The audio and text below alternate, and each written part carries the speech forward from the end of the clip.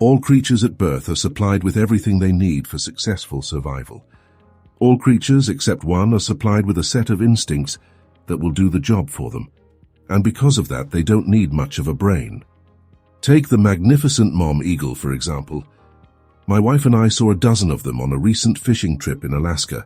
To see one of them come swooping down and pluck a live and sizable fish from the one on the single pass is astonishing. More astonishing still is the eagle's eyesight. And because of its need to see small rodents moving in the grass from high altitudes or a fish just inches under the surface of the water, its incredible eyes take up just about all of the space in its head. For the eagle, its eyes are the most important thing, and everything else works in unison with them. Its brain is tiny and rudimentary. It doesn't think or plan or remember, it simply acts in accordance with stimuli. And it's the same with most other living creatures. Even the beautiful porpoise with a much larger brain and the chimpanzee are easily tamed and taught. Only one takes 20 years to mature and has dominion over all the rest and the earth itself, and has today the power to destroy all life on earth in a couple of hours. Only one is given the godlike power to fashion its own life according to the images it holds in its remarkable mind. Everything fashioned by human beings is a result of goal setting. We reach our goals. That's how we know that the diseases that plague us will be conquered. We've set goals to eradicate every disease that plagues us, and eradicate them we will one by one. We have never set a goal that we have not reached, even landing on the moon, or are now in the process of reaching. No one ever made a purposeful accomplishment without a clear goal toward which to work. I hope you've established yours, and that you've begun to think about it frequently every day to impress it into your mind, particularly your remarkable subconscious, where forces greater than we can imagine can come to your aid. For a moment, consider the things your mind has brought you. Everything you have, your work, your relationship with your family and others, your philosophy of life, all come to you as a result of using your mind, your religion. Now consider the estimate made by experts. You have probably been operating on less than 10% of your mental capacity, and probably much less than that.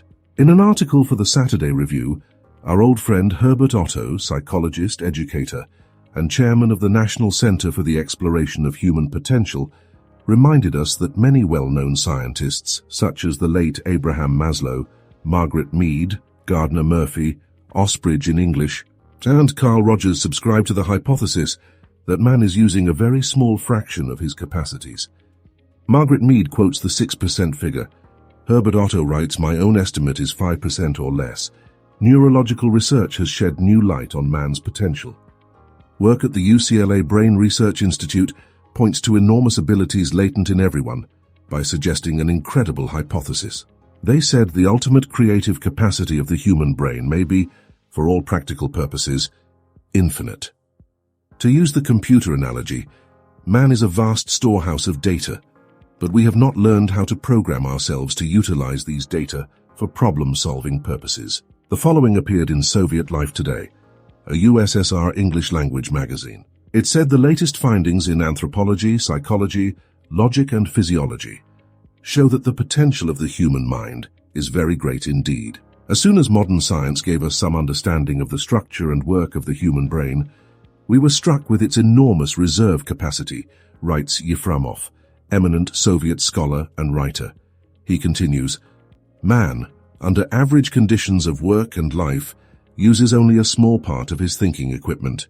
If we were able to force our brain to work at only half its capacity, we could, without any difficulty whatever, learn 40 languages, memorize the large Soviet encyclopedia from cover to cover, and complete the required courses of dozens of colleges."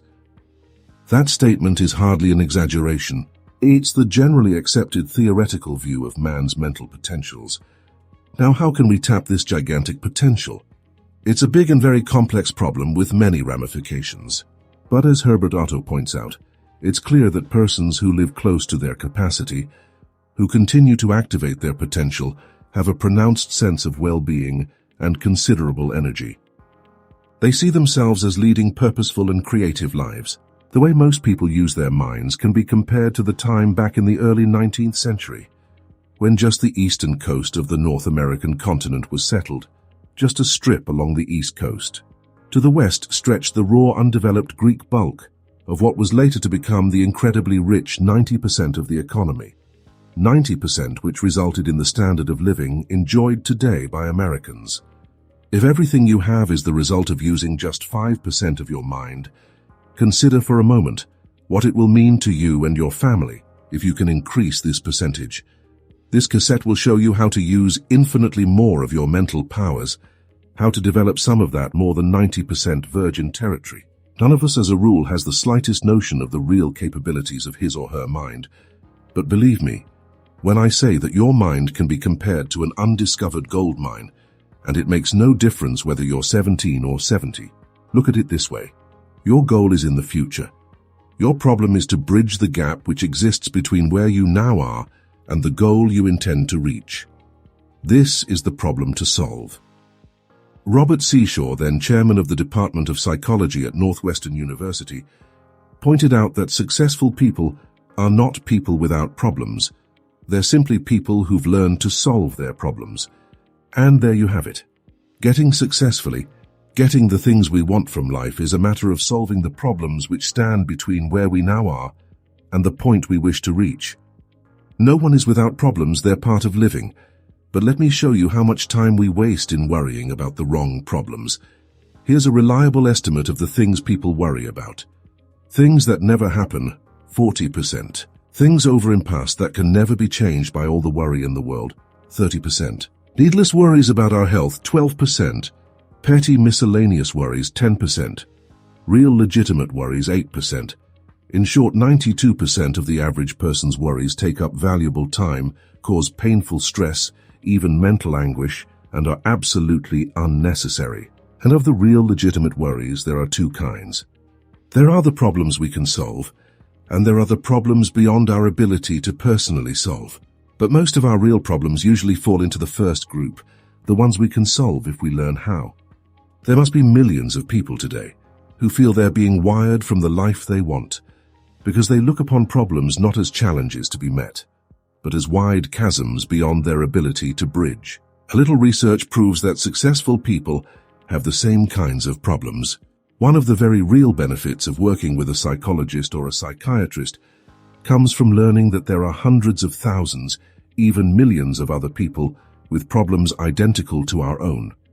So the whole thing boils down to a matter not of problems which are common to us all, but to our ability to solve them.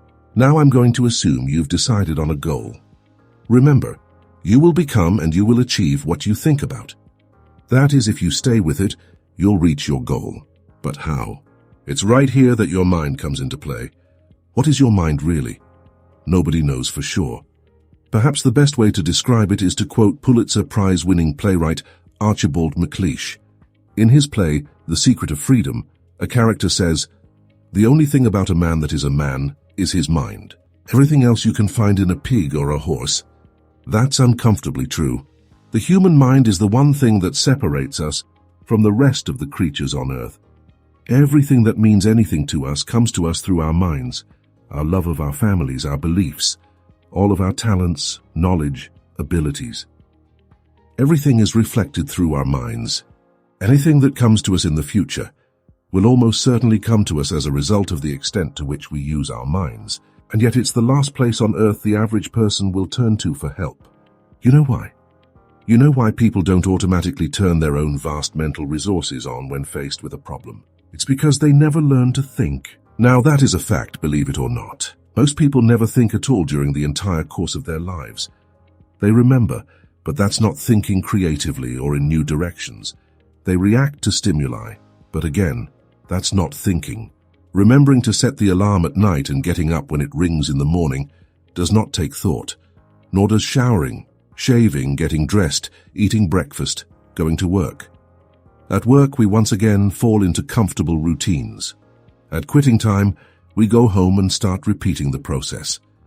Most people, let me say it again, do not know how to think. When they're faced with a problem, they will go to any length to avoid thinking. They will ask advice from the most illogical people, usually people who don't know any more than they do. Next-door neighbors, members of their families. Very few of them have reference books. But much more important than that, only one in I don't know how many thousands will take a large notepad, write the problem at the top of the page, and then deliberately turn on his or her thinking apparatus. But some people do think they do indeed. In order to reflect a moment on the human mind, consider what it's accomplished. As you do, realize that we are developing so rapidly that we've come further in the realm of progress in the past 50 years than in all the preceding 10,000 years of human civilization. Of all the scientists who ever lived, it's estimated that 90% of them are alive today. We've reached in the area of ideas and human advancement of plateaus so high, it was undreamed of by even the most optimistic forecasters as recently as 30 years ago. But every new idea triggers additional ideas, so that now we're in an era of compounding advancement on every front and in every area that stagger the imagination. The harnessing of the power of the sun in our atomic plants and ships, the speed of light computers, which in minutes save months and years of calculating drudgery. Every man-made thing you see and touch spawned from the most powerful agency in the world, the human mind. Dr. Hollow Shapley of Harvard has said that we're now entering an entirely new age of man. He calls it the Psychozoic age, the age of the mind. And you, my friend, own one, free and clear. Now let's look at a few facts. The 40-hour week-long standard is an imminent likelihood of being even further shortened. This means that the average working person has at his disposal an enormous amount of free time. In fact, if you were totally hours in a year and subtract the sleeping hours, if he or she sleeps 8 hours every night, you'll find that this person has about 6,000 waking hours, of which less than 2,000 are spent on the job. Now this leaves 4,000 hours a year when a person is either working or sleeping. These can be called discretionary hours, with which that person can do pretty much as he or she pleases. So that you can see the amazing results in your own life, I want to recommend that you take just 1 hour a day, 5 days a week, and devote this hour to exercising your mind. You don't even have to do it on weekends. Pick 1 hour a day on which you can fairly regularly count. The best time for me is an hour before the others are up in the morning. The mind is clear, the house is quiet, and if you like with a fresh cup of coffee, this is the time to start the mind going. And here's one good way to do it. During this hour every day, take a completely blank sheet of paper.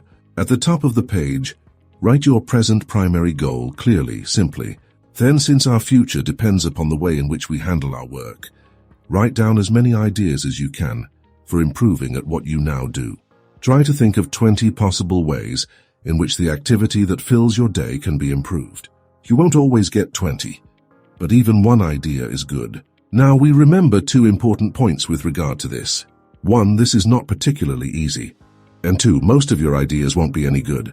When I say it's not easy, I mean it's like starting in the other habit at first. You'll find your mind a little reluctant to be hauled up out of that old familiar bed. And as you think about your work and ways in which it might be improved, write down every idea that pops into your head, no matter how absurd it might seem. Let me tell you what will happen. Our attitude is something we can control. We can establish our attitude each morning when we start our day. In fact, we do just that whether we realize it or not. And the people in our family, all the people in our world, will reflect back to us the attitude we present to them. It is then our attitude toward life which determines life's attitude toward us, cause and effect. Everything we say or do will cause a corresponding effect. If we're cheerful, glad to be experiencing this miracle of life, others will reflect that good cheer back to us. We are the kind of person others enjoy being around. You and I are responsible for our lives. You and I produce causes all day long, every day of our lives. The environment can only return to us a corresponding effect. That's why each of us determines the quality of his or her own life. We get back what we put out. Now here's a way to test the past quality of your attitude. Would you say people tend to react to you in a smiling, positive manner with friendly greetings when you appear?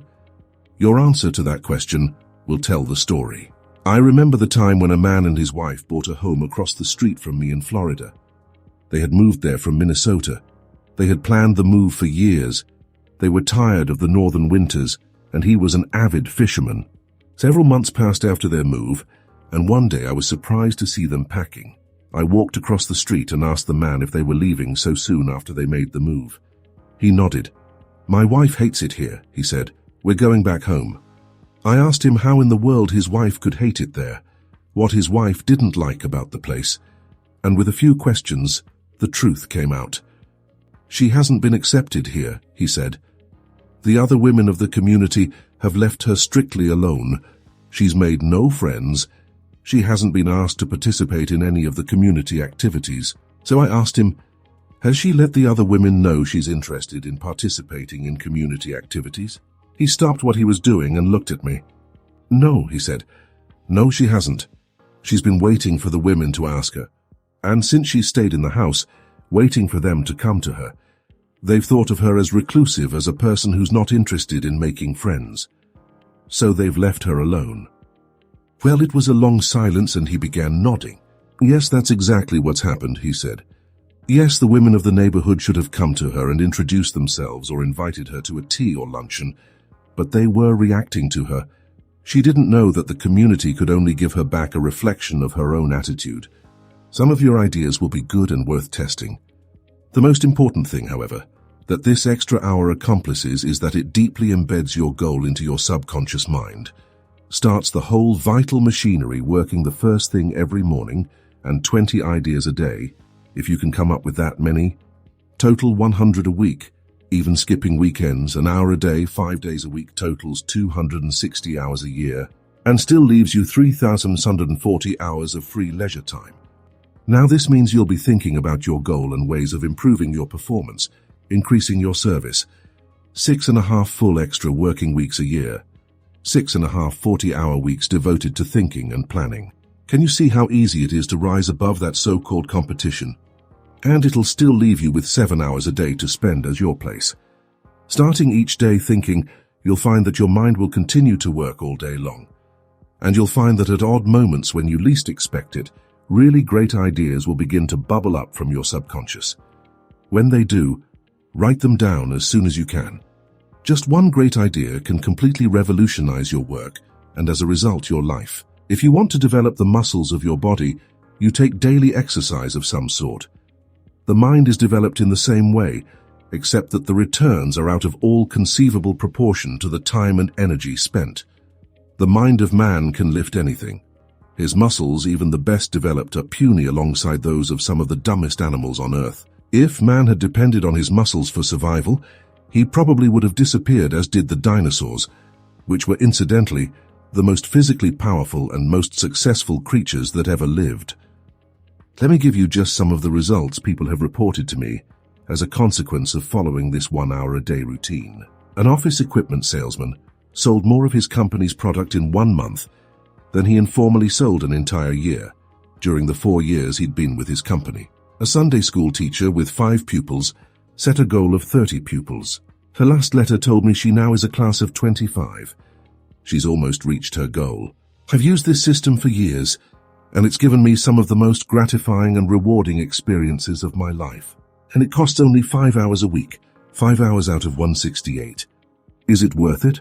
It's like spending 5 hours a week digging in a solid vein of pure gold, because your mind is all of that and much more.